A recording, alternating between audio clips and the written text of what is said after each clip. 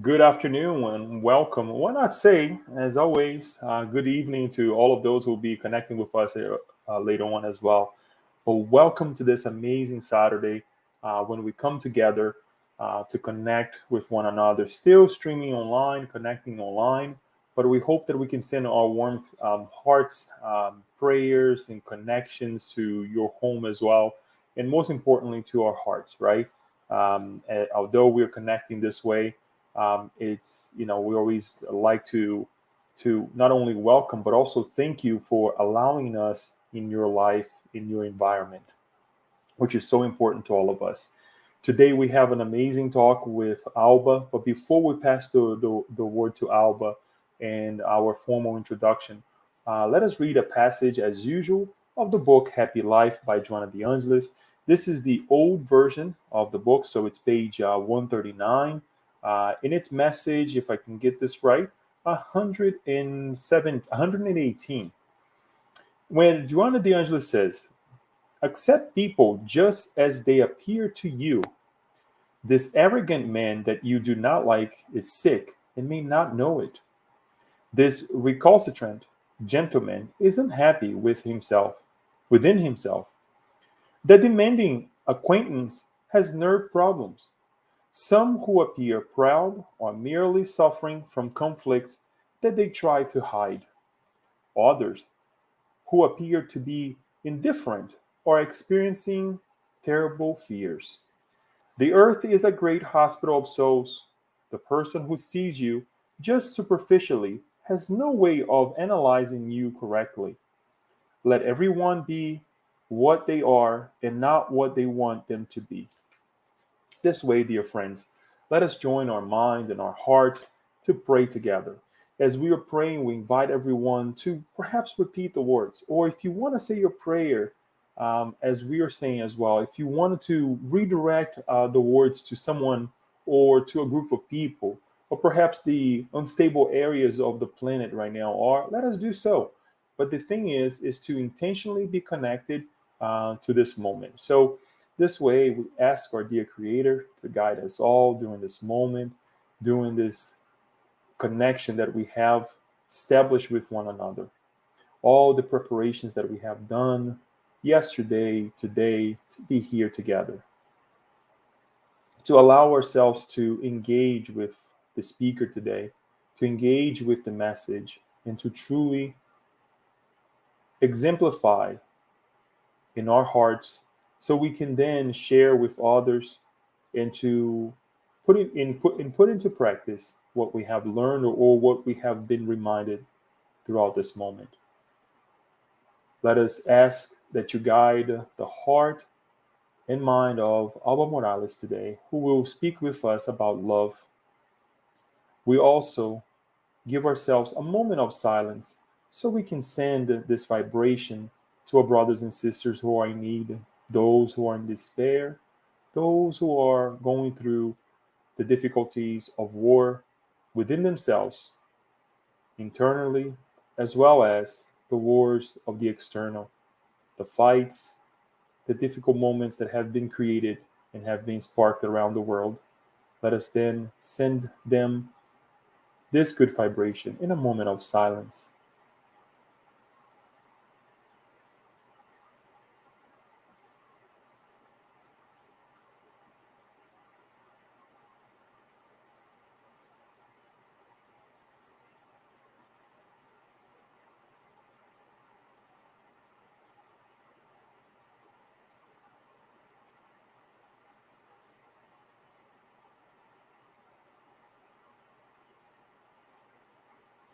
Dear friends, we're thankful for this opportunity, for this moment, and to be with you, Master Jesus, and with the guidance of our Creator. We open this meeting, and so be it. So, as we were saying, dear friends, we are here with Alba Morales today, who will be speaking about a love story. It's important to remind ourselves that in moments of difficulties that we're going through, still going through the consequences of the pandemic, the different situations that we have been through. we have a moment like this in our lives, right? To talk about love, to talk about the things that really enriches our hearts and our minds and allows us to keep going as well. So, with no further ado, Alba, please take it away so we can join the our hearts and minds in this endeavor here. Thank you. Sure, Leito. Hello, everyone. Hello, friends. We are so happy to hold spiritual hands through this virtual session. And today we are going to share a love story from the book 50 Years Later by the spirit Emmanuel, who was the spirit guide, or Francisco Candido Xavier, who was the renowned medium. And we want to say that this is a very dear book to our heart, to our soul. It is so rich and beautiful. And we want to compare the story, the real story of 50 years later, as a beautiful bouquet of roses. Let us put it red roses. That is, has a beautiful smell, perfume. That is the narrative of Emmanuel, his prose, as sometimes there are poetry in the book, and also in its beauty, because there are several stories in the book. We're going to follow the main character, who is this incredible woman named Celia at the time. But for tonight, we are going to take one petal of that gorgeous bouquet of roses, and we're going to follow and to see what happened with that petal. With this comparison, what we're trying to say is we took just a little tiny bit of information. We took some highlights of the main line of the story, but there is much more. So, as Leo always does in his presentations, we invite you to read the book. It's worthy of our time. So, in this first slide, we see this couple, and we're going to learn what kind of love we're talking about here. But just to honor the main characters of the book, is the story is going to be situated in the 2nd century of Christianity, around the year 131 in Rome. And it is about Celia and Cyrus. But before we go there, let us have some introduction, some food for thought, so we can have like in theater or a presentation, a play in theater. We have the background that is going to help the characters to come alive. That's what we're going to do with this first reading. So we choose 1 Corinthians 13. This is the letter, the first letter that Paul wrote to the Corinthians, and it is entitled The Way of Love. And we took this from the English Standard Version. So let us read together what Paul was communicating to the Corinthians at the time. If I speak in tongues of men and of angels, but have no love, I am a noisy gong or a clanging cymbal. And if I have prophetic powers, mediumship, and understand all mysteries and all knowledge, and if I have all faith so as to remove mountains, but have no love, I am nothing. If I give away all I have, and if I deliver up my body to be burned, but have no love, I gain nothing. Love is patient and kind. Love does not envy or boast. It is not arrogant or rude. It does not insist on its own way. It is not irritable or resentful. It does not rejoice in wrongdoing, but rejoice with the truth. Love bears all things, believes all things, hopes all things, endure all things. Love never ends. Love never ends. As for prophecies, they will pass away. As for tongues, they will cease. As for knowledge, it will pass away. For we know in part, and we prophesy in part, but when the perfect comes, the partial will pass away. When I was a child, I spoke like a child, I thought like a child, I reasoned like a child. When I became a man, I gave up childish ways. For now we see in a mirror dimly, but then face to face. Now I know in part, then I shall know fully, even as I have been fully known. So now, faith, hope, and love abide these three, but the greatest of these is love. And we underline and put in bold letters those passages that resonate in our heart. Love bears all things, believes all things, hopes all things, endures all things. Love never ends. Faith, hope, and love abide these three, but the greatest of all is love. Friends, let us keep the words of Paul of Tarsus in our mind, especially in our heart, as we prepare to listen to the story, the true account of Celia and Cyrus. And we are going to start by presenting the characters. Who is who in the book? So when we present all the characters, we're going to stop for about 30 seconds if you want to take a peek, a picture, so then we can follow the story and we don't get lost. We're going to start with the spirit author, Emmanuel.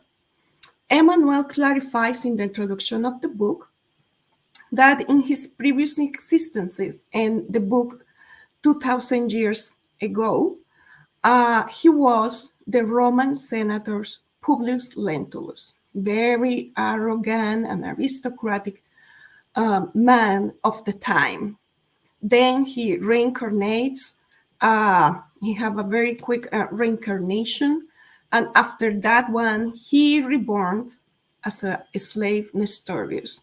So in 50 years later, we are going to find Emmanuel as Nestorious. Let us start with that. Emmanuel also clarifies that there is another character from the book 2000 years ago in 50 years later. It is his good friend Pompilius Crassus. He also was a patrician at the time. He was a very good friend of Publius Lentulus.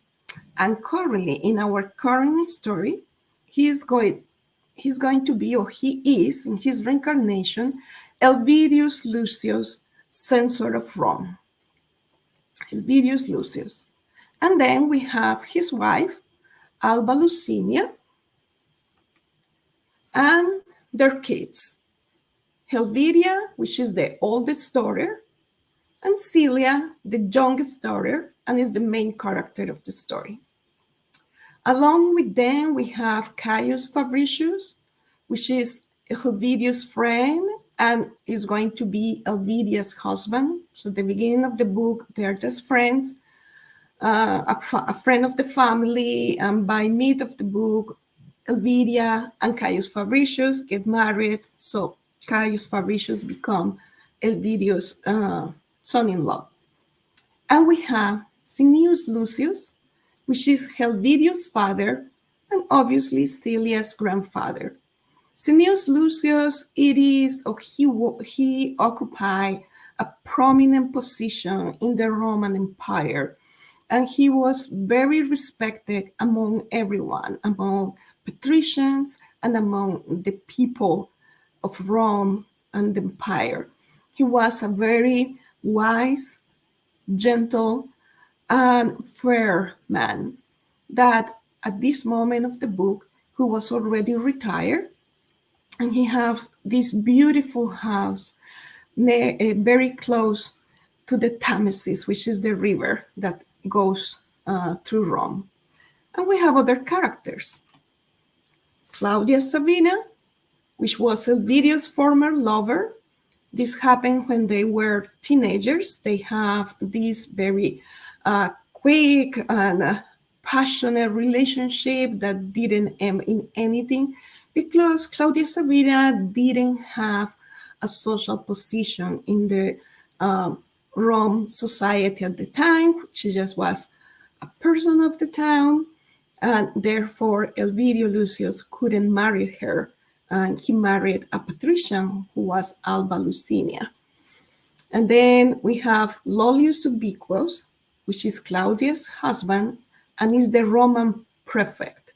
So Claudia's being, she escalate positions by being deceitful and not being a very good person, and she ended up occupying one of the most prominent positions in the Roman society at the time as the wife of the Roman prefect. Then we have Ateria or Hateria. This was like a servant, is Claudia's accomplice, and is a servant in Helvidius Lucius' home.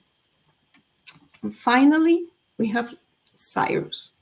Cyrus was a slave and was Celia's love.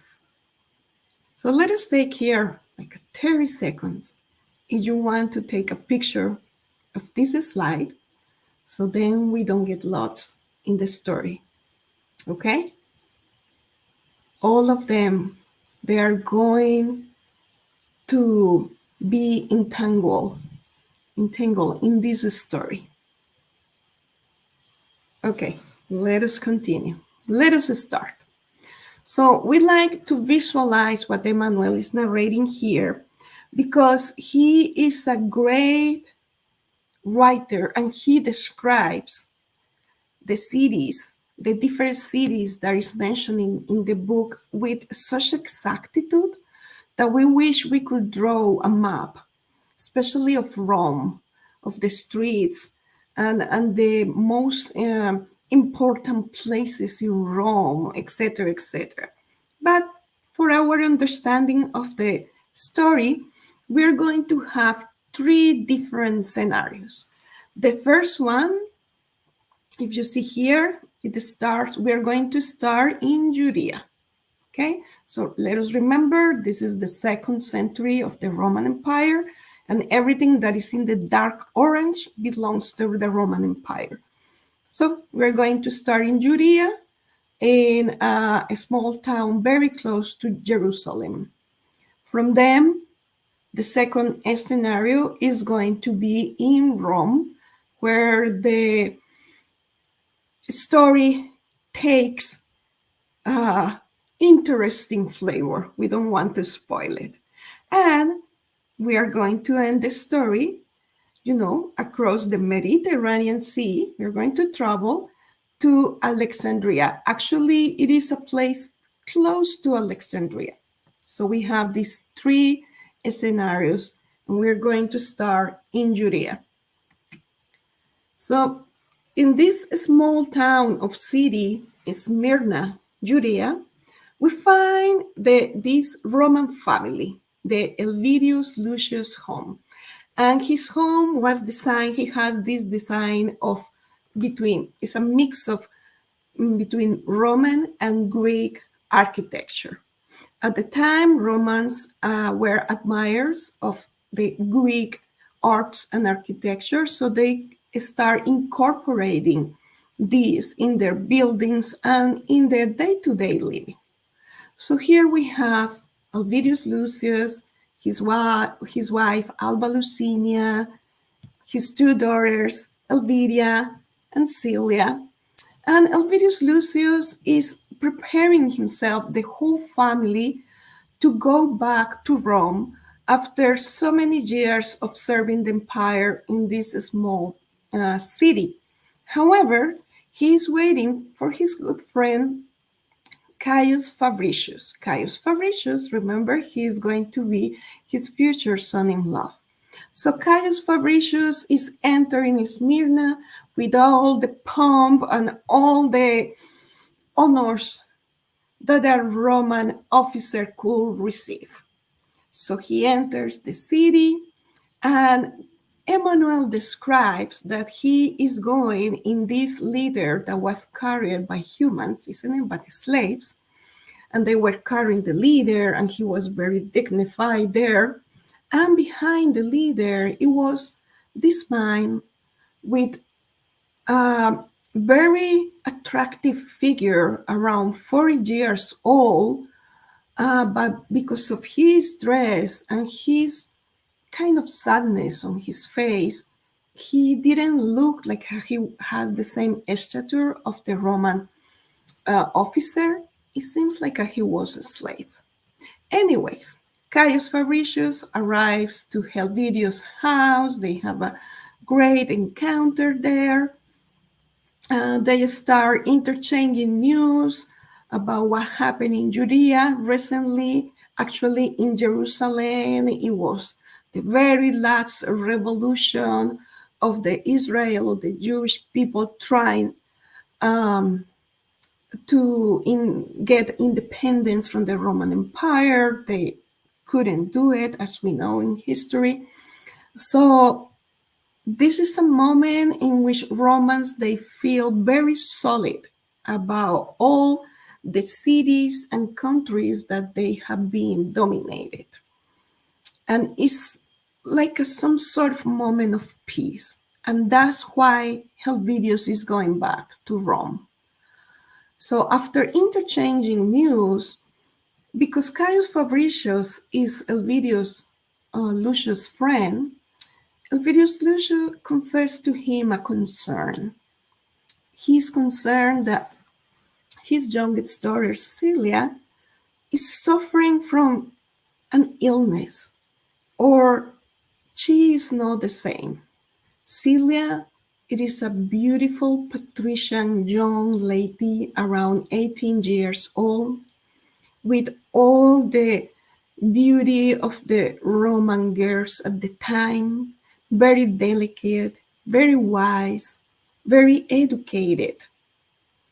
She devotes her love for the home, for her father and her mother.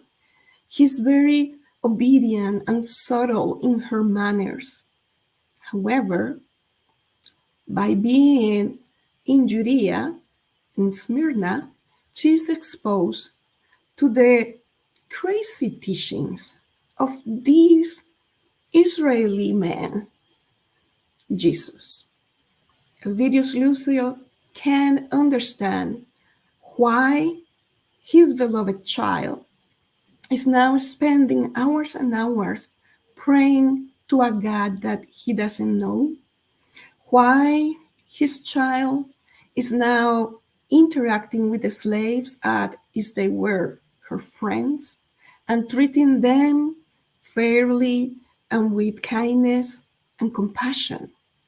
He is truly puzzled about the transformation of Celia, although she always had this mellow character, but now she's talking about that life after life. Now she's talking about this craziness of we don't have only one life, we have different lives and we need to progress.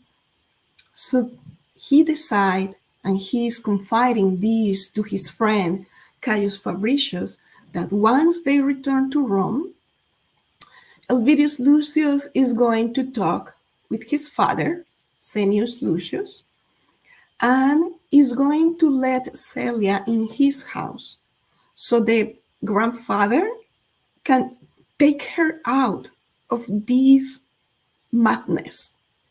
Because Sennius Lucius, it is a good Roman, and he honors the Roman gods and the Roman good customs. So Elvidius Lucius is confident that his father is going to take Celia out of this madness. Caius agree and say that probably this is something temporary, that don't forget they're kids of these days, they're young, etc., etc.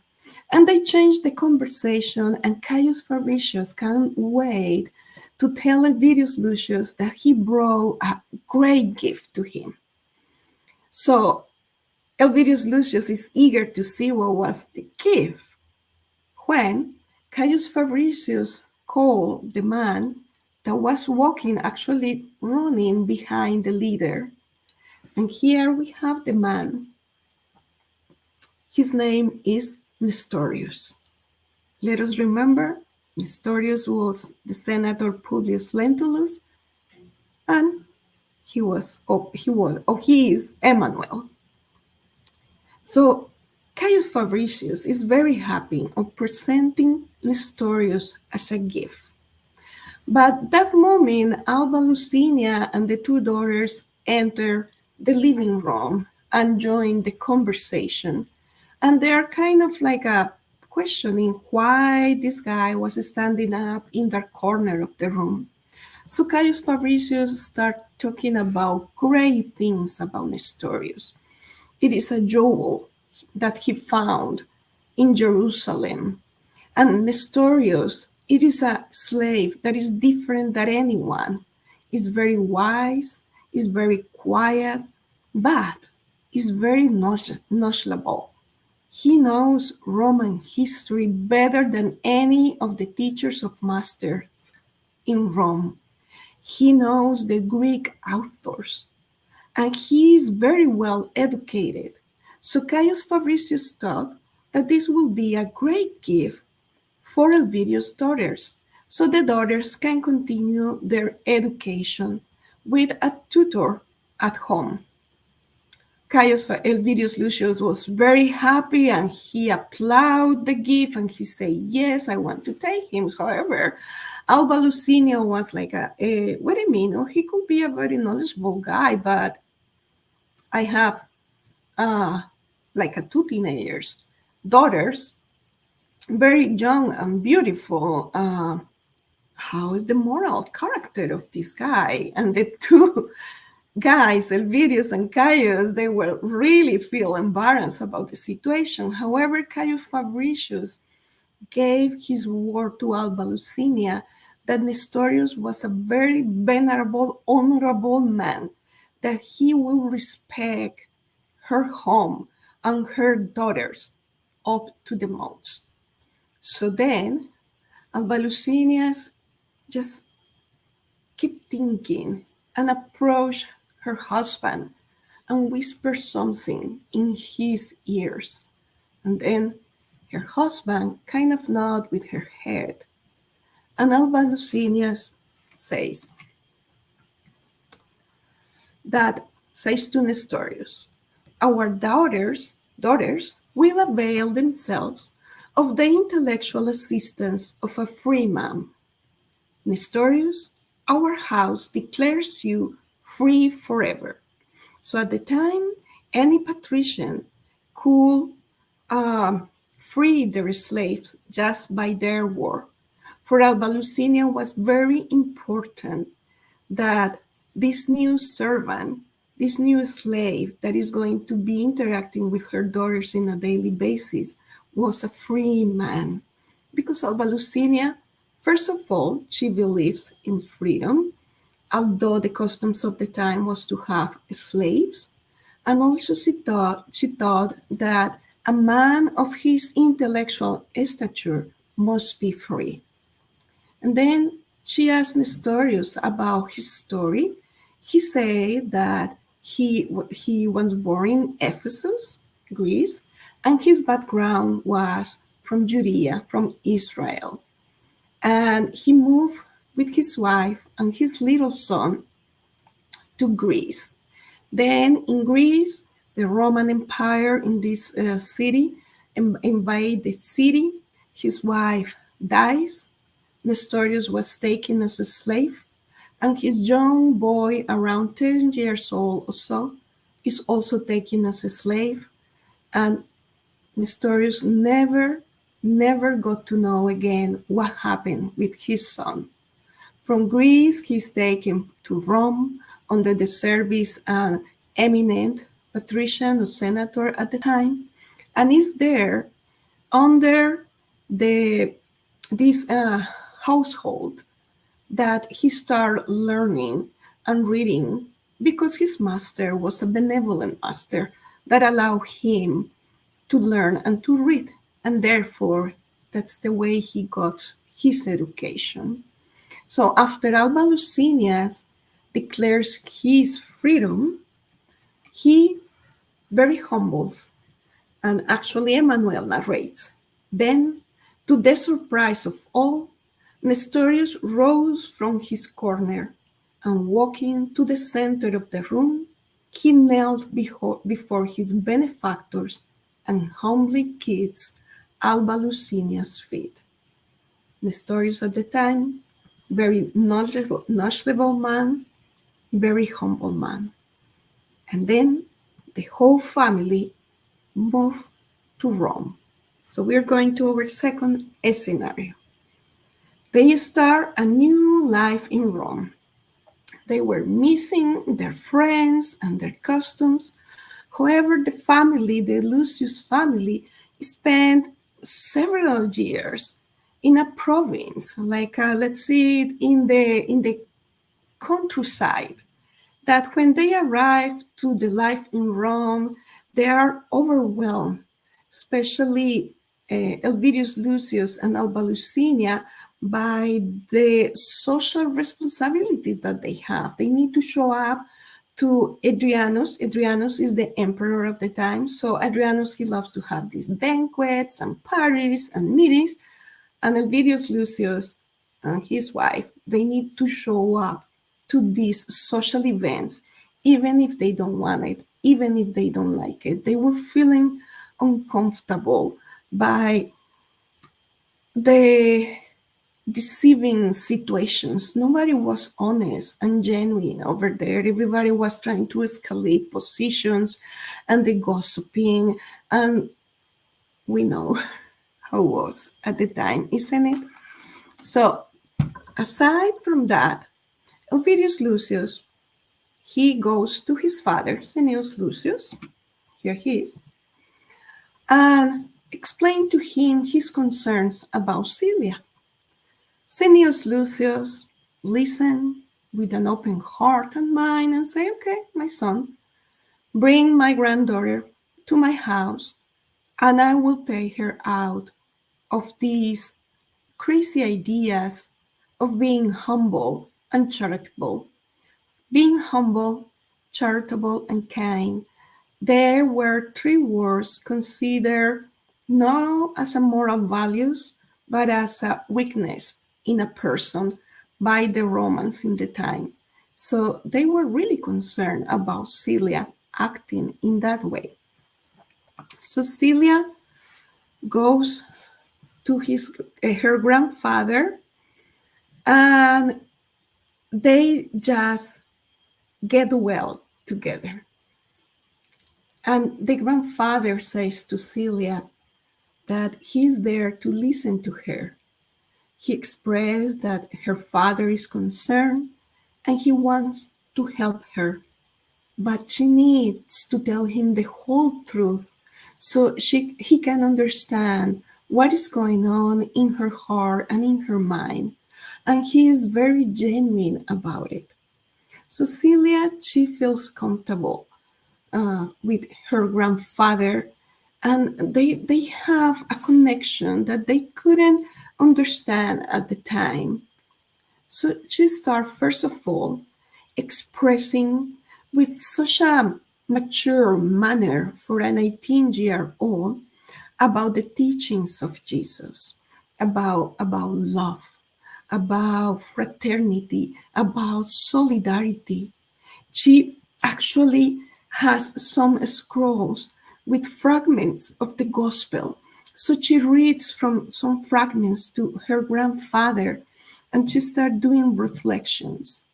It is a long conversation that lasts at least 5 or 6 hours of Celia pouring out her heart because she say, "Grandfather, I cannot be the same. I got to know these teachings and they're resonating deep inside of my heart. I cannot be different. And I know my family, it is putting me aside and is not understand me at all, but I rather prefer to suffer their indifference than to renounce to my beliefs."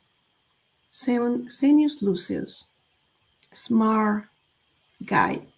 He was by the end of his reincarnation, he wasn't feeling well, and he before the family came to Rome, he started having this uncomfortable situation with the beliefs of the Roman gods.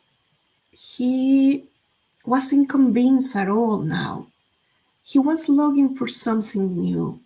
His spirit was telling him that it must be something else. So when Celia comes to this encounter, actually feels that void in Senius Lucius' heart. And he immediately connects with Jesus' teachings. However, as an intellectual man, he asked Celia to lend him the scrolls, the writings from the Gospels, because he wants to study them very deep. And she does that. And then they continue the conversation. And she say, "How you got to know this?" She say, "Well, when we were in Judea, in Smyrna, we have different slaves. So I started listening to them, and also I was surprised by their joy and happiness, even though they were slaves working very hard. So I was invited and started attending these meetings in which the gospel was explained. And I was taking with one of the slaves. His name is Cyrus. He's about 2 years older than me. And then we start having these very long conversations, walking through the fields of Smyrna, uh, sitting under a tree, just interchanging all this spiritual information. And Celia says it changed and transformed my heart. And moreover, I fall in love with Cyrus. Senius Lucius was in shock how a patrician could love a slave, but he didn't express this. He wanted his granddaughter to really pour out everything. So she continues. So Cyrus corresponded her love. However, Cyrus told her that it would be impossible for them to fulfill their human love or their romance. He was a slave, she was a patrician, and this one ended up well. And he also told Celia that if their sacrifice in this lifetime, this love, they will be rewarded in heaven with a much bigger love. And Celia understood. So Cyrus, he was also well educated in other philosophies and religions, because with his previous master, he was taken to the region of the Ganges or India. And over there, he learned about the reincarnation. And over there, he learned the direct connection between a human spirit and God.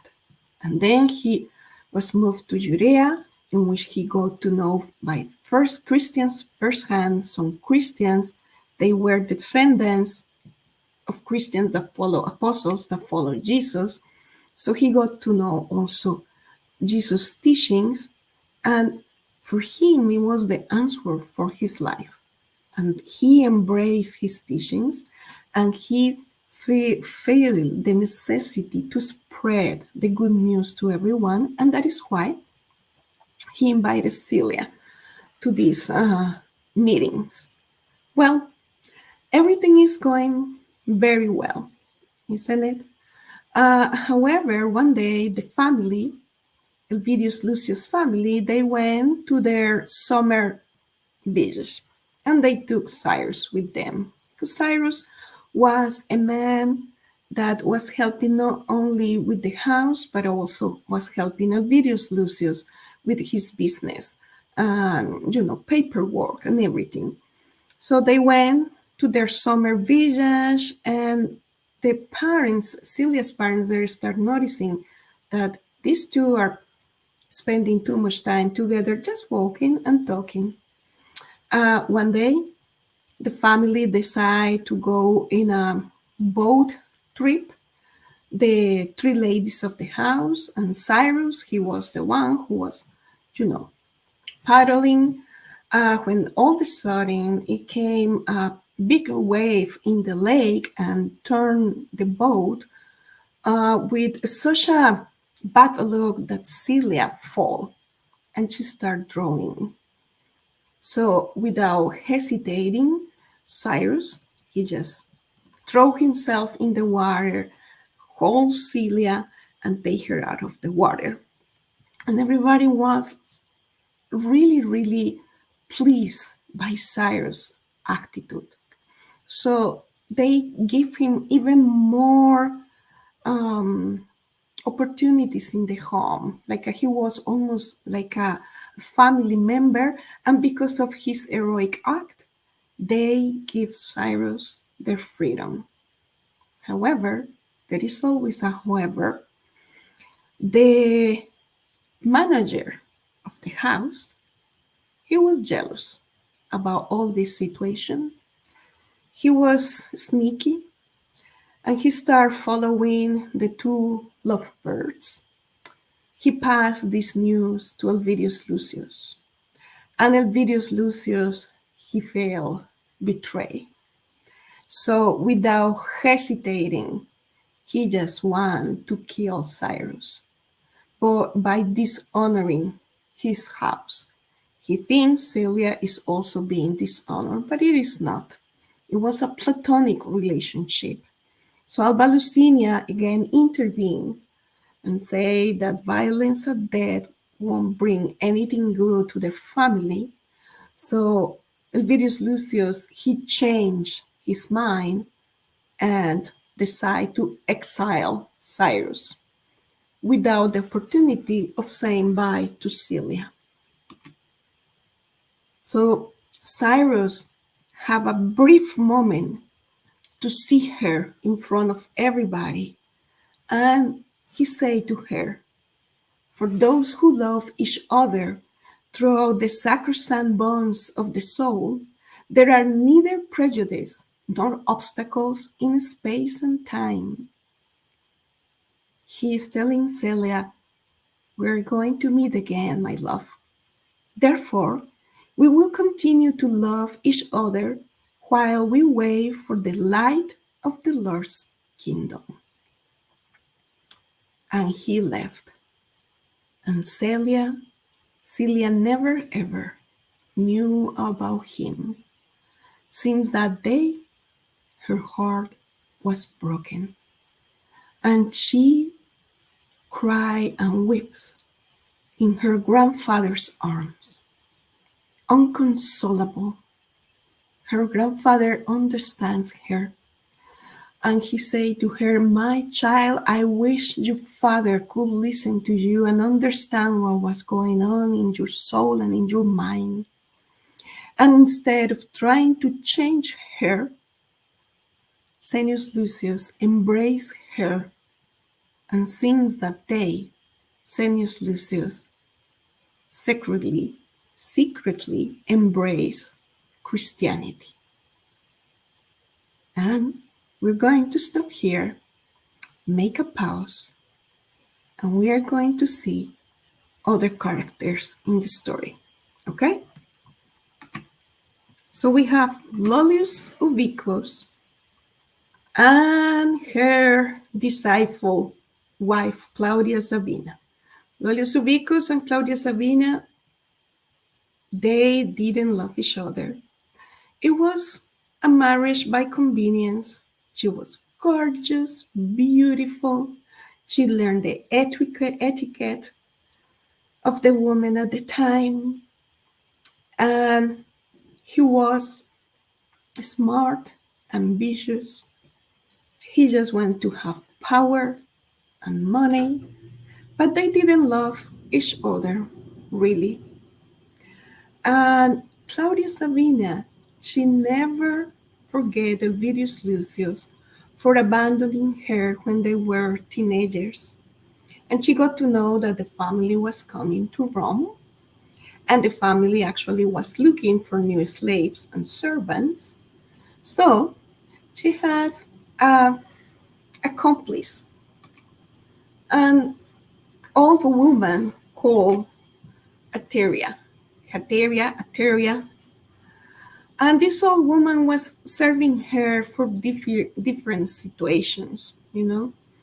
So she tells Ateria to go to the Lucius home, in which one of the good friends, Tullia, was assisting Alba Lucinia to interview and to get servants and slaves for the household, with the idea or the second intention of get to know the inside life of the Lucius home and somehow figure out how to regain Elvidius Lucius' love. On the other hand, Lollius Ubicus was fond of Alba Lucinia. He always loved her, but he chose Elvidius Lucius. So we have this marriage that they have feelings for the other marriage. Let us put it that way. Claudia Sabina still has feelings for Elvidius Lucius. Lollius Ubicus has feelings for Alba Lucinia, but more than feelings, it was lust and passion. They thought it was love, but it wasn't.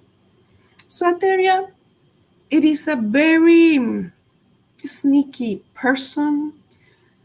She didn't serve really anybody. She was serving herself. She just wanted the money. So she follows uh, Claudia Sabine instructions. Claudia Sabine's once Arteria started passing information to her, she started creating this plot in her mind with the help of a sorcerer. And she gets this poison that makes people to fall asleep very deeply. So Claudia Sabina, in her twisted mind, she hates Alba Lucinia, so she decides to ask Arteria to one night. We're going to stop here. Elvidius Lucio, he was in Rome, but he was traveling in and out. So in one of Elvidius Lucio's travels, he asked Arteria to give Alba Lucinia the poison, so she falls asleep very deeply. Then asked Arteria to go to one of the most poorest neighborhoods in Rome, to a column called the Lactarium Column. Lactarium, it has to be with the breastfeeding. And it was a custom in the city that all the babies that mothers they don't want it, they just put the babies over there. They just leave them as a things. So unscrupulous people, they took the babies to sell them as slaves. You know, they took the babies, and when they grew up, when they were 18 years old, they start selling the babies as slaves. Some of the babies just died there. But it was the custom, like anybody could take the baby as a shopping for apples in a grocery store. Ateria followed Claudia Sabine directions. So she goes very late at night to the lactarium column. There is a group of babies. So she chooses one baby from there. The baby that looks more patrician, and takes the baby to the Lucius family home. And we're going to stop here. So let us remember, Claudia Sabina is plotting something, okay? But we are going to see what is going on with other characters. So then there is a tragedy. And here is the Elvidius Lucius family. They are living their life in Rome. They are doing everything that they need to do and was expecting from them in Rome. Nestorious was a free man. He was still serving Elvidius Lucius' home as a teacher for the girls, and also he was helping Elvidius Lucius with his office and all the official paperwork, etc. However, in his free time, Nestorius used his free time for his own things and necessities. It just happened that Alba Lucidia was concerned about Celia, because Celia continued very strong, expressing his ideas that were contrary to the Roman customs. So Alba Lucinius confided in her friend Tulia, the one who select the household people, and she said, I don't know, I'm thinking that I need to go and see one of these meetings and see what is going on. At the same time, let us remember Elvidius Lucius, he was traveling because of work. So Lullius Ubiquus, Claudia Sabine's husband, he's taking advantage of Elvidius Lucius' absences, and he's visiting Alba Lucinia every day with his very bad intentions, insinuating to her and being very low. Alba Lucinius is feeling the pressure. She's feeling ill. She doesn't know how to reject him. He's the proctor, the prefector of Rome. This guy has business with Alba Lucinia's father. So she doesn't know how to say no. It was a difficult situation for her. However, she's firm. She believes in her marriage and her love for Elvidius Lucius, and she's not going to dishonor her family. She's concerned, though, by Celia, because maybe Lollius Ubiquus is going to start bullying, seducing her daughter. And this is going on for about a year, because these traveling expeditions, they didn't took 1 month or two, they take years. So Elvidius Lucius wasn't around the home. This is happening at the same time when Claudia Sabina is plotting this situation. So Alba Lucinia starts feeling ill. And one night, the night that they agreed they are going to the Christian meetings, Alba Lucinia, she didn't feel up to the task. So Tulia said, okay, I'm going with Celia. So Alba Lucinia thinks it's a great idea. Alba Lucinia stays at home. And for Celia, it is the great opportunity of her life to go to one of the Christians' meetings far from Rome, in a cemetery. The two patricians wait for the afternoon. They change clothing into a more popular clothing, and they go together to the meeting. They are walking for several miles, and they start seeing people, going with the heads down and covering their heads because they don't want to be discovered by the Romans because death was the punishment. So they go there. There is the meeting. Everybody's singing. Everybody's joyful. And although nobody knew any of the people, for instance, Celia and Tulia, they feel welcome. They feel embraced.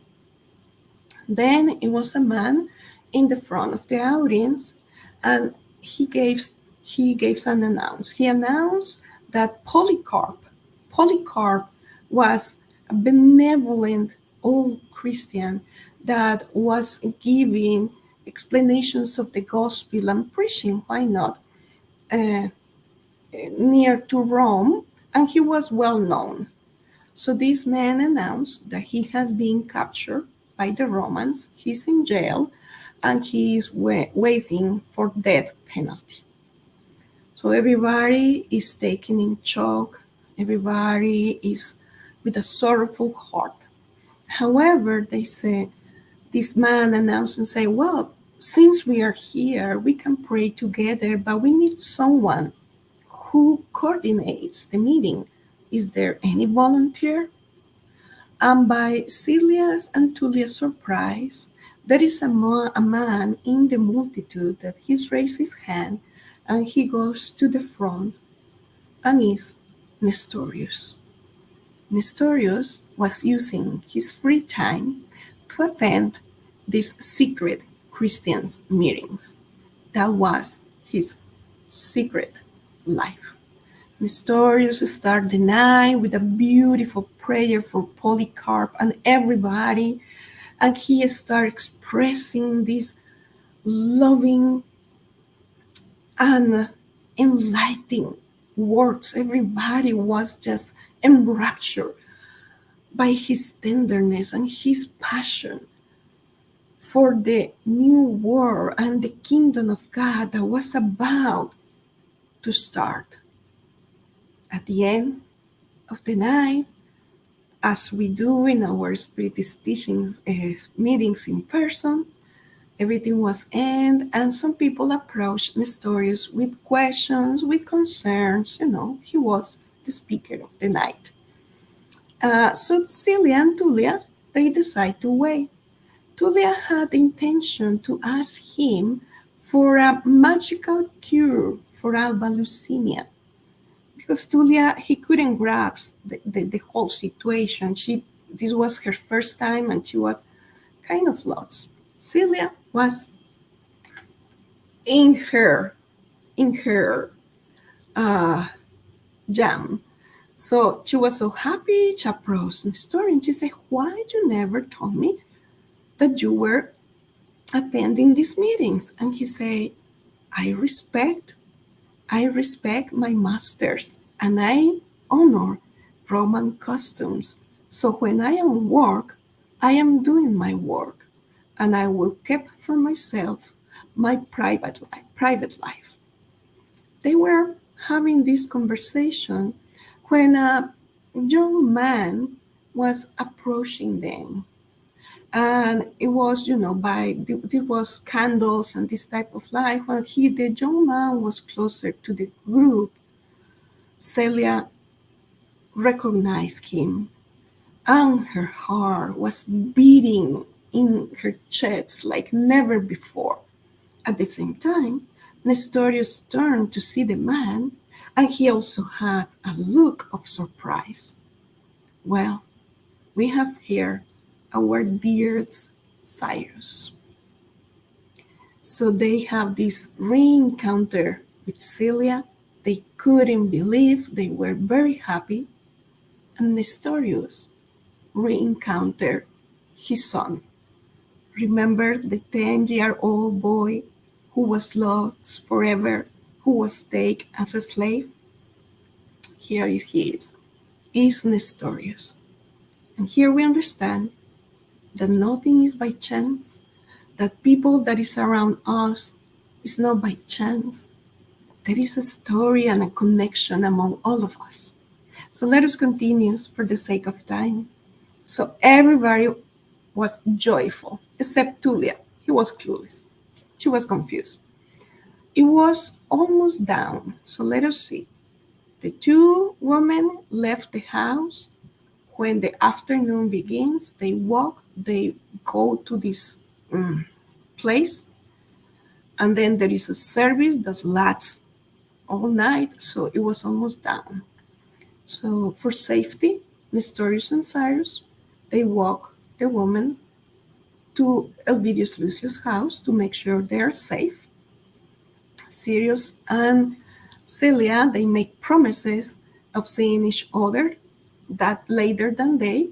And Nestorius and Cyrus, they were so excited with the rencounter and the conversation that they weren't tired. However, Nestorius, as a very responsible man, he asked a neighbor or someone to go to his office and say that he's going to take the day off because Nestorius was planning to accommodate his son Cyrus in his home. So they needed a day just, to move Cyrus in his home, and they were talking. Cyrus told his story to the father, Nestorius too. It was a very happy, joyful moment. Remember the mischievous man who works for Elvidius Lucius? Well, he's there. He followed Tullia and Celia. So he goes to the authorities and he said that Nestorius and Cyrus and Celia and Tullia, they were in that meeting. That day, in the morning, some Roman soldiers captured 300 people that attended the meeting the night before. Tullia and Celia, they are not captured at all because they are patricians, but Nestorius and Cyrus, they are captured and they are put into jail. They start a process of asking these 300 people that are in jail, ask them to neglect or to reject the Christian faith. Out of 300, only 35 didn't renounce to their faith. Among them, Cyrus and Nestorius. So for them, death penalty is awaiting them. Celia got to know. She runs to her grandfather with such pain in her heart. She wants to see Cyrus in this lifetime for the very last time. Emmanuel Lucius, knowing the good intentions of her grandchild, he knows some people in the jail and he managed to go with Celia and see Nestorius and Cyrus. And here is one of the most beautiful conversations in the whole book. How Cyrus, in his minutes before death, is comforting Celia. And she is crying and understanding with her reason, but her heart is broken. So Cyrus, I'm sorry. So Cyrus encouraged Celia, encouraged her to continue with her life because death is not the end of life. And remember that love lasts forever. So Celia kissed Cyrus in his cheek. She also embraced through the bars to Nestorius, and they say bye. Celia and Saint Lucius go to Saint Lucius' home, awaiting for the afternoon to come when the sacrifice in the arena was scheduled. So here, Cyrus and Nestorious go to the arena, to the main sacrifice. The 35 people, feeling very close to the death of the body, going to the arena, they start singing, feeling inspiration for high above spirits. And Emmanuel is telling us that invisible radiations from the highest spirit realms vibrated through the arena. Selfless, resplendent beams reached out the fraternal hands to their companions who were leaving their perishable envelopes behind in their testimonies of faith through injury and suffering. And then Nestorious and Cyrus go back to the spirit realm. That afternoon, Celia, in her grandfather's house, was looking up to the sky, and when the 35 Christians were sacrificed, she saw 35 bright doves flying on the sky, going up. She turns to her grandfather and say, "It is done." Her grandfather embraced her, and the two of them pray for the 35 people that were sacrificed, especially Nestorious and Cyrus. And then, in one embrace, they start weeping.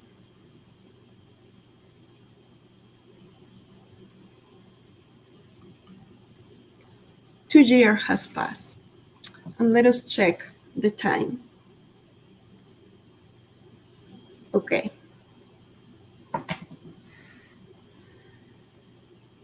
And we want to correct what we were saying about the timeline with Alba Lucinius. 2 years has passed. Senius Lucius is feeling weak. He's not in good health. He feels his last hours are ahead of him. So he asked one of his daughters, Elvidius Lucius' sister, to go and call Celia because he wants to see her before he goes to the spirit realm. Celia goes to her grandfather, and both of them, they have the last conversation incarnated. The grandfather promised Celia that he will watch over her, encourage her to continue with her faith. Even though she is being disdained by her family and society, everybody thinks that she's a math child, but he knows that she is following the true pathway, the pathway to true happiness. She holds his hand and kisses him and prays.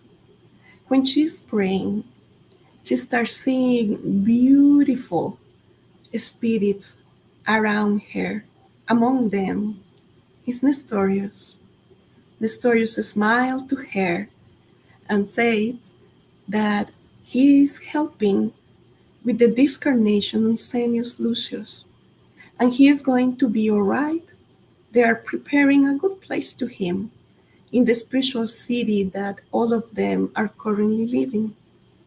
Celia, without moving her lips, and this is a conversation with her mind as she is a powerful medium, notice that Cyrus is not there among the bright spirits. So Nestorius tells her that Cyrus already reborn, and maybe in the future they are going to meet each other again. Celia is enraptured by the vision of seeing how the spirit of his grandfather is taken with the hands of these high spirits, is taking his grandfather to a different dimension in such a peaceful, smooth way that she doesn't feel any sorrow. She just feels confident and she feels faithful to the future ahead. This way, Senius Lucius discarnate. At the same time, is when Alba Lucinius give her Machiavellic plan. So here we are. Alba Lucinius is ill because of the mental darts and the low insinuation of Lollius Ubiquus, who just trying to take advantage of her. Celia noticed this situation as she's concerned that the mother, she cannot hear or listen her mother saying no or things of the sort. So in her mind, Celia starts doubting her mother, although she knows she's a very respectable, honorable woman. At the same time, Alba Lucinia starts suspecting that Lollius Uvicus is doing the same to her daughter, Celia. However, none of them, no Alba Lucinia, no Celia, talk about the situation. It's like both of them know what is going on, but they don't communicate between the two of them. That night, Elvidius is far, and Arteria go to the lactarium column and choose this baby. And, through the shadows of the night, she goes to Alba Lucinia's room. This baby was a newborn, still with all the signs that he just born in this world. And Arteria creates a scenario as if Alba Lucinia gave birth to the baby. The whole point was for Elvidius Lucius, who was arriving the next morning, to see this scenario and blame his wife. And the custom of the time, it was for the husband to kill the unfaithful wife. So that was in Claudia Sabine's mind. So once he take Alba Lucinia out of the picture, she will come to comfort Elvidius Lucius. We'll see, always wicked people around us. And we we were one of them. Who knows? Well, Arteria, she didn't count that Celia was awake. She was praying. And Arteria didn't count with the baby crying. So Celia listened to this strange sound at home. So she just come to her mother's bedroom, and Celia could listen the steps approaching, but didn't have the time to do anything. So Celia opens the door and see this scenario, and she's in shock. And she thinks that her mother, or actually Lollius Ubicus, was successful in his approach. And now the mother is giving birth this baby. Celia knew what was going to happen if her father discovers the mother. Arteria, she didn't have any explanations. She said, oh, my master called me, she was sick, and now it's this. And Celia thinks because the mother, she was feeling ill recently, and they were using these peplos and like a loose clothes, nobody noticed. So very quickly, Celia thinks that her mother deserves the love of her father and vice versa. So she's going to sacrifice herself for her mother. So she takes the baby. She asks Arteria to clean everything, to bring everything to normal. And she asks Arteria to keep quiet. So let's see, Arteria already received a very substantial payment from Claudius Sabine. And now Celia is promising Arteria to give her all of his jewelry, except for a special little pearl that her father gave her. So Arteria, she serves whoever is paying her to say, okay, I will keep quiet. So she clean everything. Celia goes to her room and Arteria takes the jewels. However, Arteria, she promised Claudia Sabine to go to her place and let her know of the situation. But Arteria, now with this change of a scenario, is very afraid of get out of the house because she knows as soon as she get out of the house, Claudia Sabine is going to kill her, literally. So Arteria stays at the Elvidius Lucius home. Next day is down. Elvidius Lucius come home. Alba Lucinia is just waking up for the deep support, the deep sleep that this drug, that Arteria gave her a drug to sleep, and she's kind of waking up. So he comes very happy, hello, my wife. And then Celia comes with the baby in her hands. Elvidius Lucius, it is in shock. Alba Lucinia can't believe her eyes. And Alba Lucinia feels in her motherly heart the pain because she couldn't protect her daughter against Lulius Obicus' approach. Immediately, without thinking, Elvidius Lucius, he feels this rage and he took his sword out and it is about to decapitate Celias when Alba Lucinias just scream and say no. One more time, Alba Lucinia is stopping her aggressive husband to commit a barbaric act. So Elvidius Lucius sent one of the servants to call his father-in-law that was a good friend of Lulius Ubiquus. This gentleman come home and he said that is the obligation of Elvidius Lucius to kill her daughter for staining the honor of the Lucius family. Alba Lucinia is weeping and crying and begging for the life of her daughter to spare her daughter's life. So Elvidius Lucius loves Alba Lucinias and it's hard for him to tell her no. So he decides that instead of killing Celia, she is going to be exiled forever from the home. And they decide that they are going to tell the society that Celia tragically died and they are going to do a funeral, and for them, Celia is going to be dead forever. Celia just have time to grab her baby or the baby in her arms.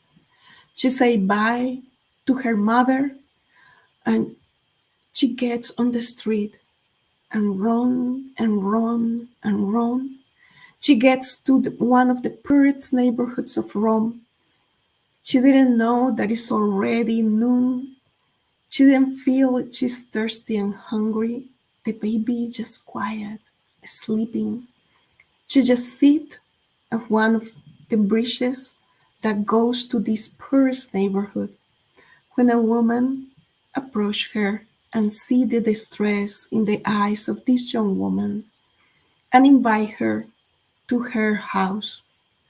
This poor woman with 4 kids, she used to wash clothes for the patricians. So she feeds Celia and the baby, give clothes to both of them, and Celia starts a very difficult journey.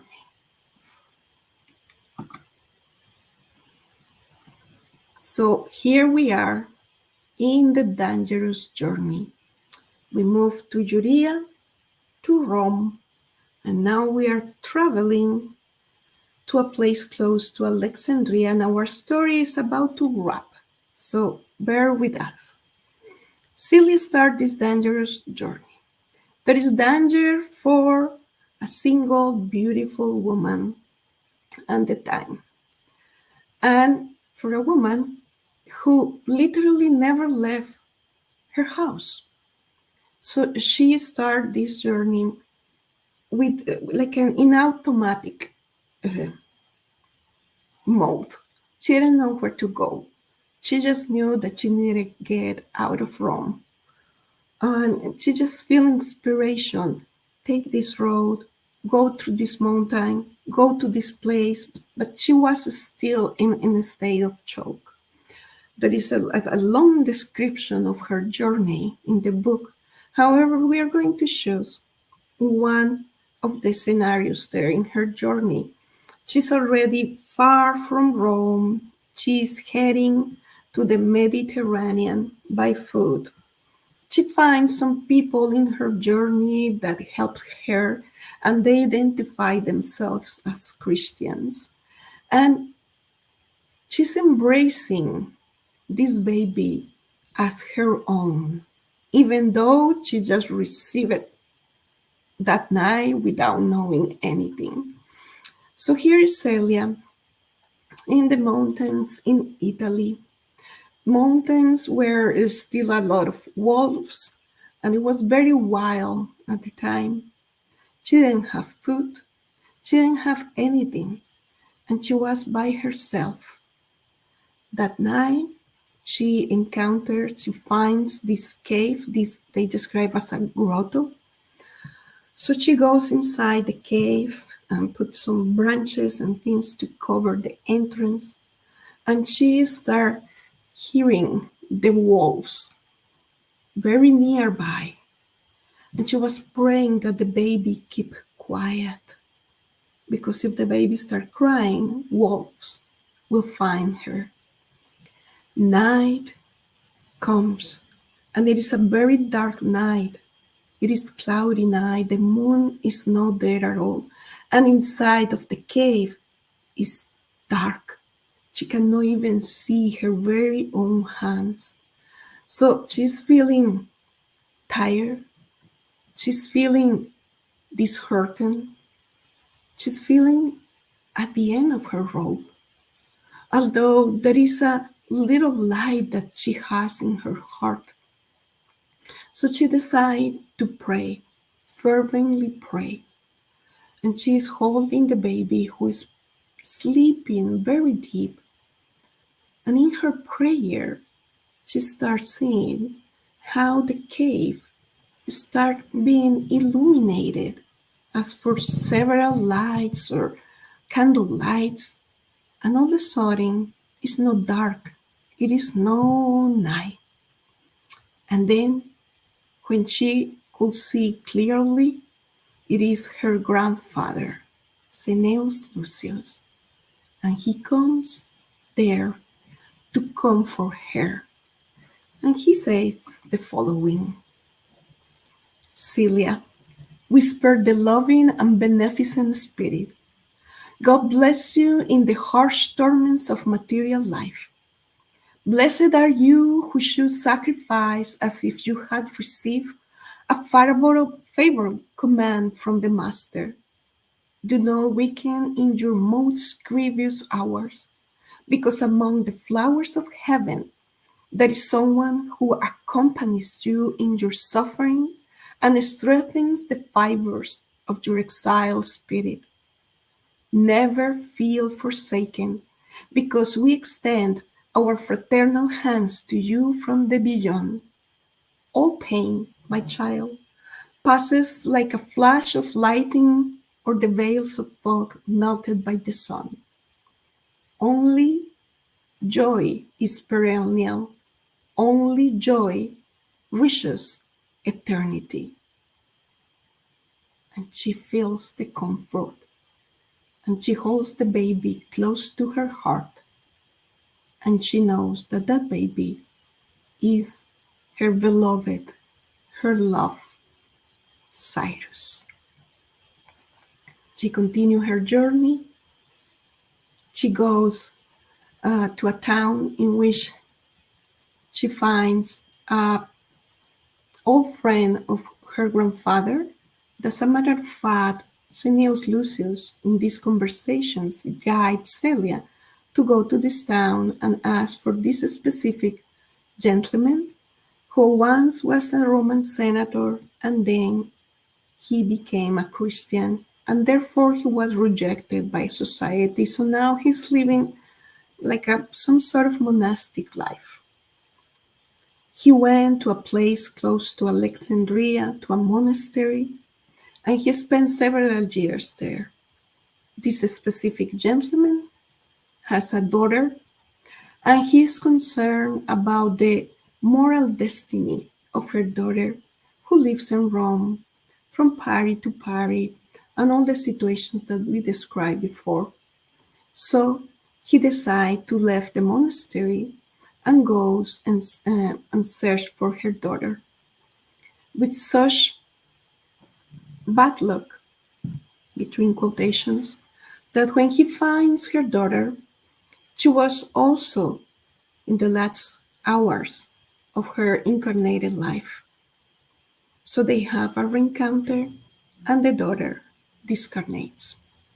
He goes back to this town and he starts preparing himself also to discarnate. When Celia goes and knocks his door, and she identifies herself as Cneius Lucius' granddaughter, the gentleman embraced her. Celia spent several months there, and she tells him all his story, his struggles, and everything. They're having a relationship like a father and daughter. They were very close. Celia's taking care of the baby. So this man decides to give Celia the remaining of his money because he knows this carnation for him is very close to him. So he instructs Celia to take this boat to go to Alexandria, to walk about 30 miles from there and go to a monastery. However, she needs to transform herself because this is a monastery only for men. Therefore, she do that. She cut her hair and she dressed like a man. Unfortunately, days before she starts her journey to Alexandria, the baby, Cyrus, the light of Celia's eyes, discarnate. And for the second time in this reincarnation, Celia's heart is broken because she is far from her true love. So she starts the journey. She arrives to the monastery. She identifies herself with the name of Marino. Marino, the son of this gentleman, because this gentleman already created the story. He wanted to save his daughter, and he was planning to ask her daughter to transform or to look like a man. Celia has a new identity in Alexandria, in the monastery. The abbot didn't like her because the abbot, although he was a Christian, he started manipulating Jesus' teachings in such a way that the concept of reincarnation wasn't there. The concept of the multitude of inhabitants, planets wasn't there. And he started, turning the truth for his own convenience. Like that was the beginning of the foundations of Catholic Church, with all due respect. And Celia or Marino always had a kind word to the abbot and say, but abbot, Jesus say this, and that. And she talks with such an eloquence and such a love about Jesus' gospel that everybody thinks that she witnessed actually when Jesus was on planet Earth. She gains the favors of all the 30-something men over there. Celia's kind, Celia's sweet. Marino, in this case, she never complains.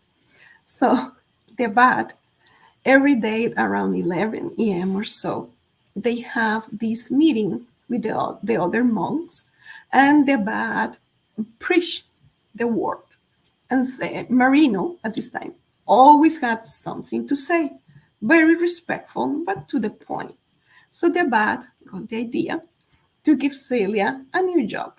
And he said, every day you need to go to the town and get groceries and actually like fruits and vegetables for us to prepare for lunch and dinner. She didn't complain. It was 30 miles from the monastery to the town and 30 miles from the town to the monastery. So sometimes, instead of doing this in one day, Celia spent the night in an inn over there and she started gaining friends in the little town. The innkeeper loved Celia, thinking it was Brother Marino, and the innkeeper has a daughter. The daughter falls in love with Marino. Obviously, Marino is not paying attention to this lady. This lady decides to have an adventure with a Roman soldier who took advantage of her and then left her and never come back. And obviously, this girl, around 20 years old, so gets pregnant. She hides her pregnancy from her father until she couldn't hide anymore. She has the baby. And then the father, very irascible, very shocked at the moment, say, who is the father of this creature? And the girl, instead of saying it was the Roman soldier, she says, it is Brother Marino. Oh boy. The innkeeper goes to the monastery and tells the abbot. The abbot thinks that he couldn't hear better news than that, because now he has a true reason to expel Brother Marino from the monastery. And Celia was far to know this situation. So the innkeeper decided to leave the child there, to leave the baby there. The abbot calls Celia, Brother Marino, and say, okay, the innkeeper is accusing you of being this child's father. What do you have to say? Celia didn't say anything. And he said, I think you need to go now. Take your baby and leave the monastery. Celia knew this was serious. She didn't have any other place to go. If she goes out the monastery with the baby, it was sure death for both of them. She kneels, she begs, and asks the abbot to let her live in a small cottage, maybe something like this, outside of the monastery, taking care of a land that was full of weeds, but it wasn't taken care of. She said, I'm going to clean that land and I'm going to create a vegetable garden, but let me live there with the baby. So the abbot, he turned to the other monks and said, we're going to vote. And he was pretty sure everybody is going to vote against Celia. So we're going to vote and the group is going to decide. Well, actually, everybody voted that Celia or Brother Marino stays there. And the abbot couldn't believe, but he had to do so. So Brother Marino starts a new life there. She or he cleans this land with the help of the other monks. She starts raising the child. The child grows up to 10 years old. When he falls ill, let us remember this is Cyrus. So Celia is very tender and they have such a beautiful relationship. They talk about spirituality, but the child goes back to the spirit realm. Later in the book, we get to know that Cyrus have to have these very successive reincarnations because in previous lives he was a suicidal spirit and now he was ready to take care of that account. Celia creates a vegetable and a fruit garden. Celia creates a little school for the children around nearby the monastery. Celia decides every day to do the gospel at home at 6 p.m. And people from the town and from the surrounding areas, they were going there and feeling the comfort of Celia. Celia learned by herself, by inspiration, about the curative or healing characteristics of different herbs. So she helped also with the health, physical health of the people. One day, a mother in desperation brings her 5-year-old child with fever, very sick, begging to Brother Marino to give something to the child to heal him. Celia, she doesn't know what's going on with the child, but the only thing that she does is she places her hand on the head of the child and pray, giving a passes. And after the prayer, the child heals. No fever, nothing. The word go out. It spread the word that Brother Marino can heal. So people from the whole empire start going and visiting Celia and having these multitudinary gospels at home at 6 p.m. We actually, in a little parenthesis here and before we finish, we actually Google about the character and we find out that actually it was a Brother Marino that then it was transformed as a Saint Marina. And according to historians, instead of living in the 2nd century, she lived in the 5th century.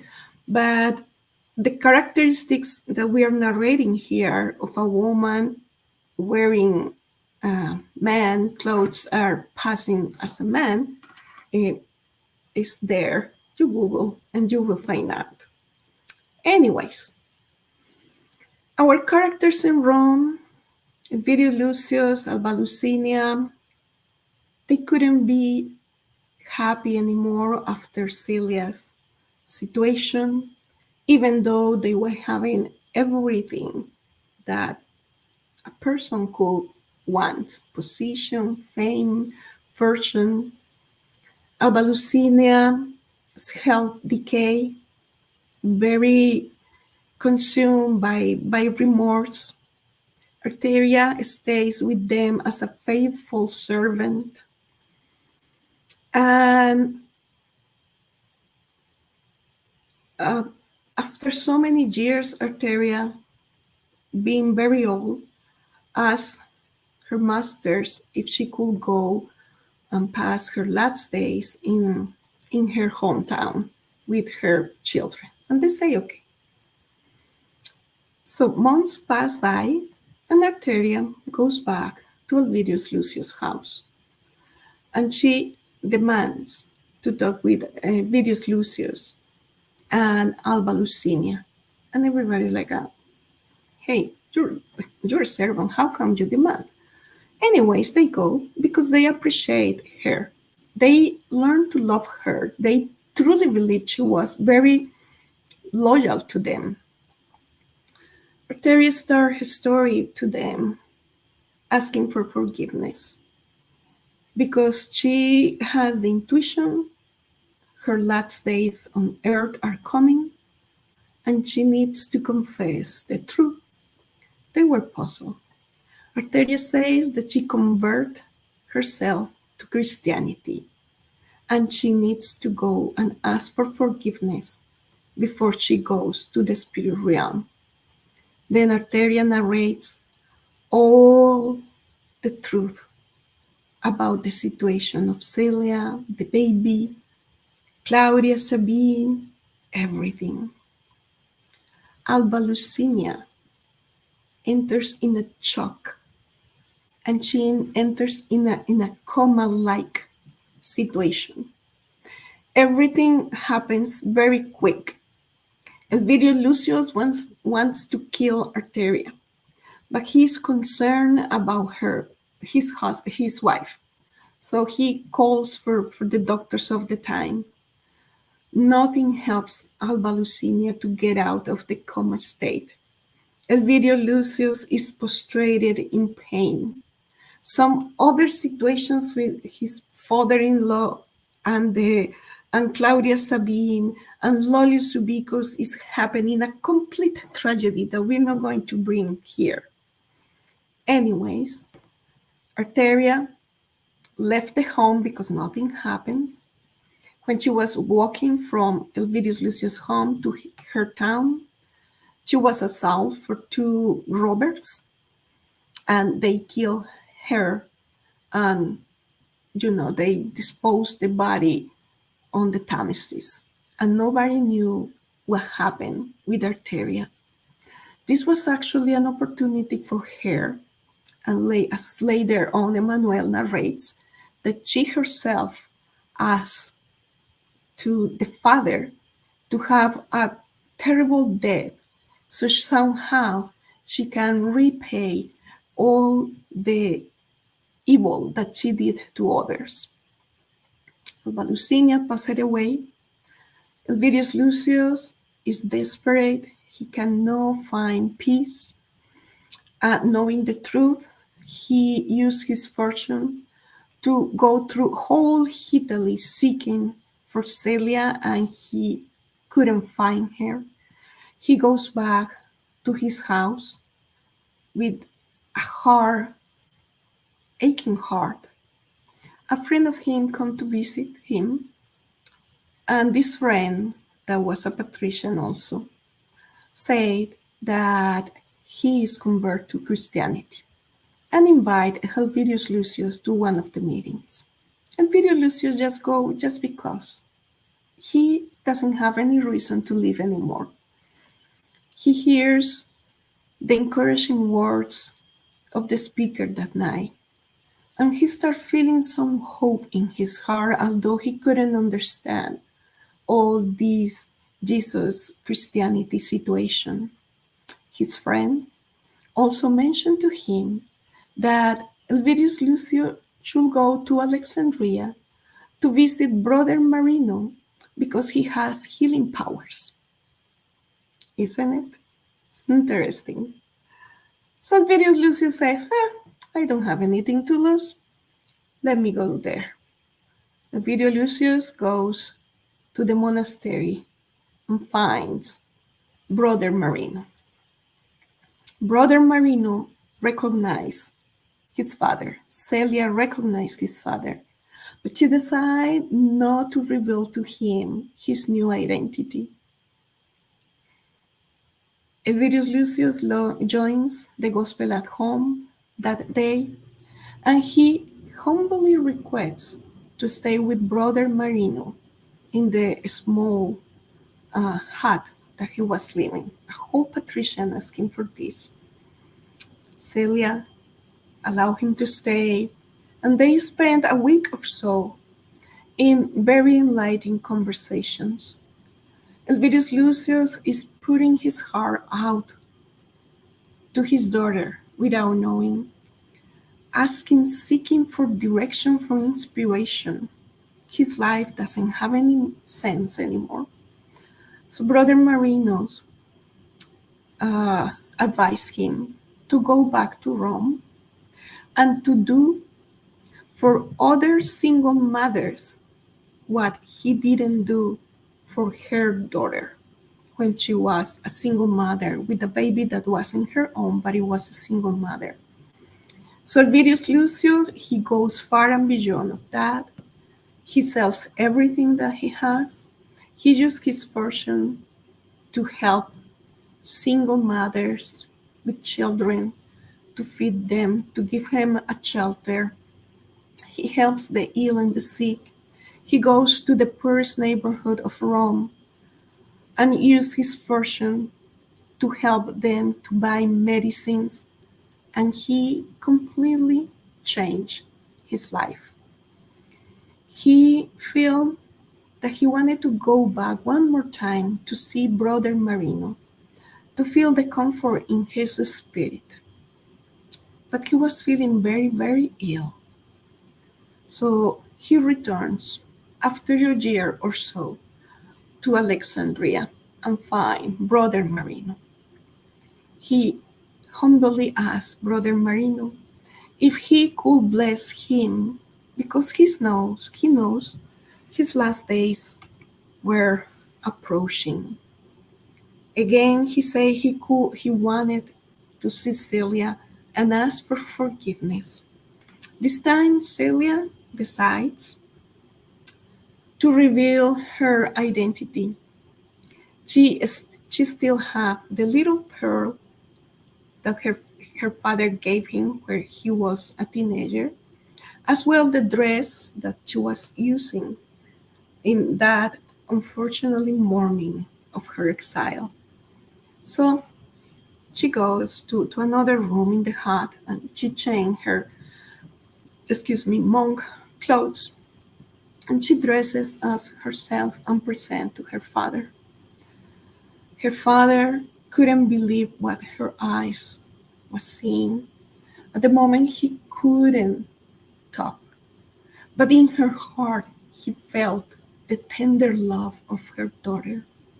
And here is how Emmanuel narrates these last minutes of Elvidius Lucius on air. Celia says, Father, Jesus has heard our prayer from his kingdom of mercy. Here I am. I am your daughter. I have never stopped loving you. She never held any rancor to her father. Ever since I left home, I have used my time to honor your name.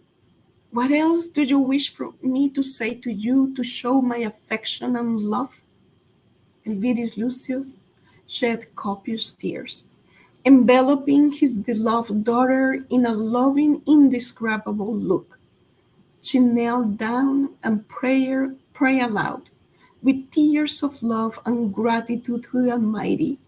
She closed his eyes in their final sleep, observing that the tribune's face was now hallowed in peace and serenity.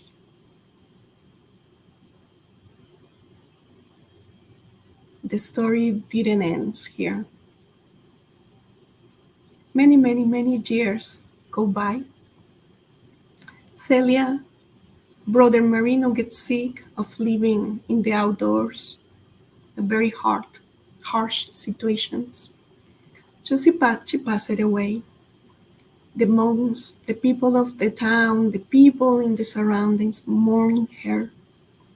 The monks prepare her body for the funeral, and they discover the truth.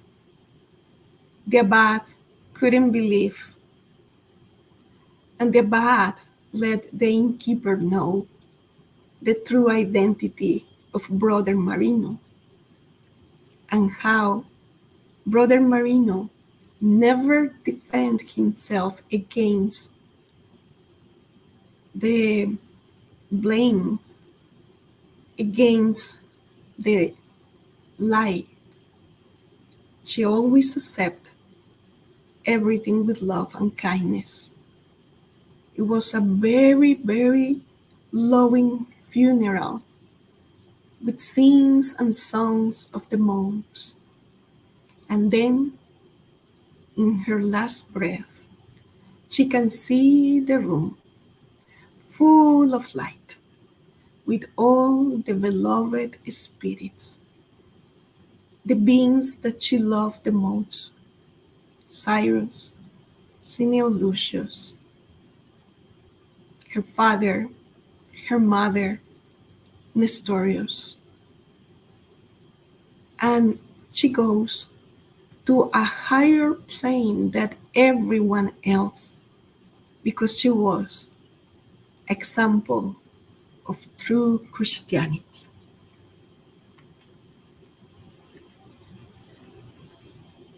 Love is the divine plasma enveloping all creation, the very breath of God permeating the universe. This is by Emmanuel in the book Thought and Life. Thank you, everyone, and we are ready for your comments.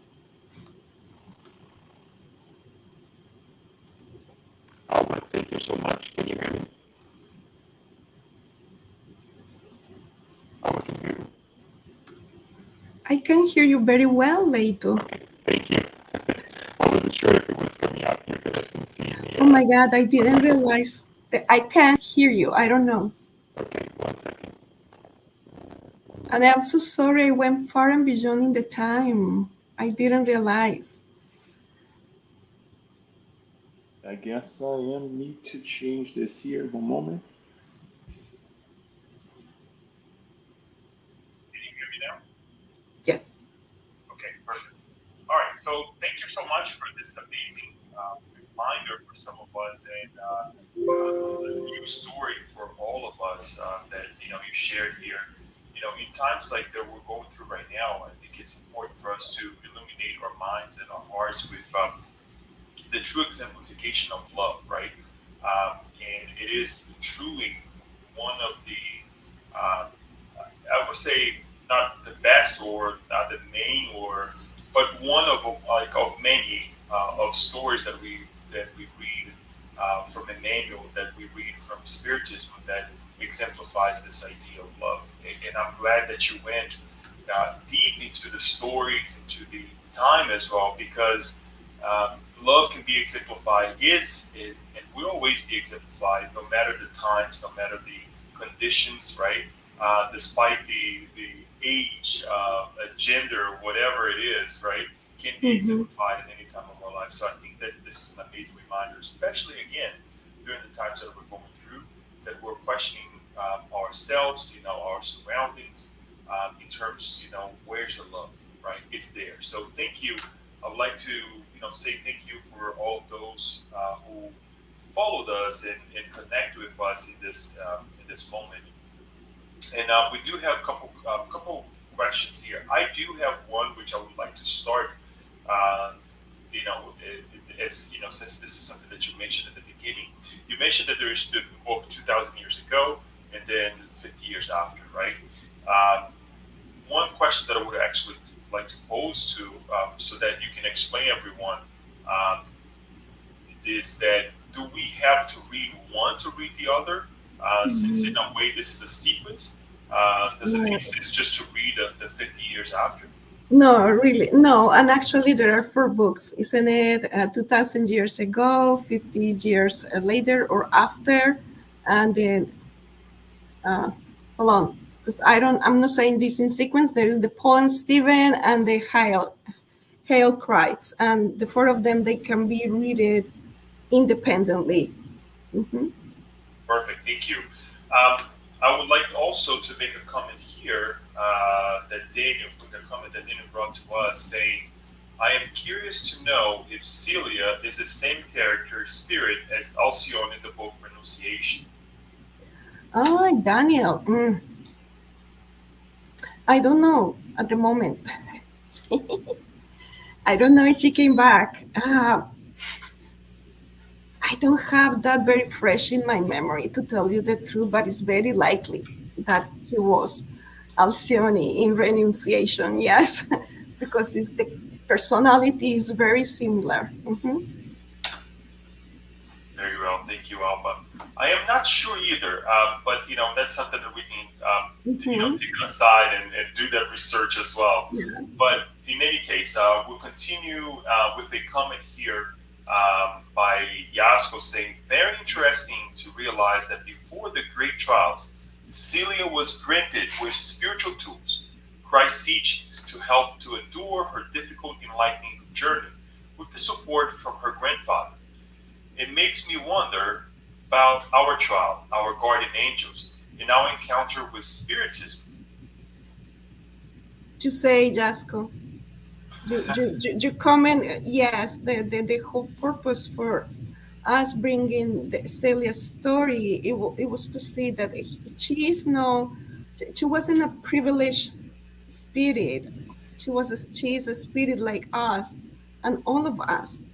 We have our spiritual guides or guardian angels, and if we are open enough and we are connected enough with our very own spirituality, we will find these inspirations and how Spiritism teachings is helping us to endure these transitional times. Yeah. Thank you, Alba. And then I have Abby saying, wow, thank you, Abita, for this Mhm. lovely message. And for all of us, I mean, it's truly an exemplification of love, as we have mentioned here. Um, the other question that, well, question and comment, well, really a comment, excuse me, from Paula is when she says, another highly evolved woman and men redeeming themselves before they cross over. Also, the of renunciation, right? Yes, And what I Paula. would add as well, I think the she touches on a very interesting point here because it is through renunciation and selflessness, right? That at least to me, that she's able to connect with these higher minds and Mm-hmm. stay connected with them. I think that it's through this act that she establishes this perfect connection with the higher minds, the guides, and everything. So Selfless sacrifice. thank you, thank you. Mm-hmm. And then here we have Yasko saying, "Thank you, Yasko. I heard yes, she came as Alcyone, and also she was veneranda Uh-huh. and also Veneranda no solar. and, Yes. and also Thank so you, Yasko. thanks for clarifying that."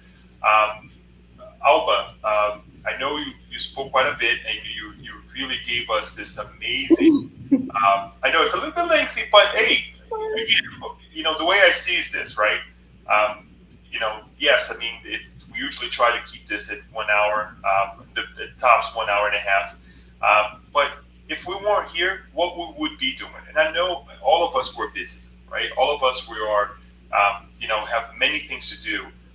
But instead of spending time elsewhere, I'm glad that for those who stayed with us or who will be watching us later, they are here with us, and I think this is an amazing way to spend time together and enlighten ourselves. It's a great way as well, as we said at the beginning, that an invitation for us to read the book, right? To read this amazing story and exemplification of love. Get out of ourselves comfortable zone and try Mm-hmm. to do some of these things. So, with no further words, I would like to pass the word back to you to say your final words and to invite you to say the final prayer too, please. Sure.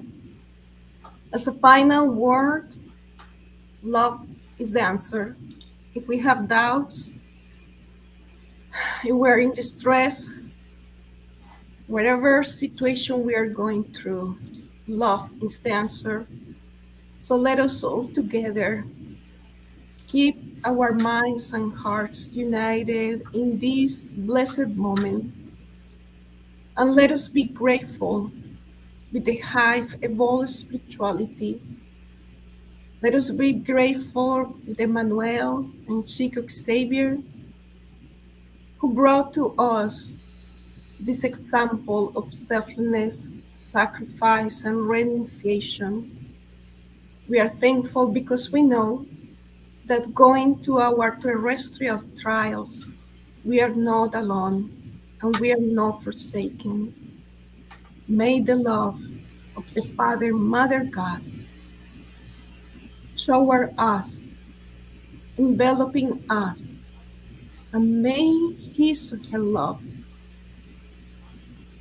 heal our planet, especially our brothers and sisters that are suffering the horrors, the horrors of wars and other situations.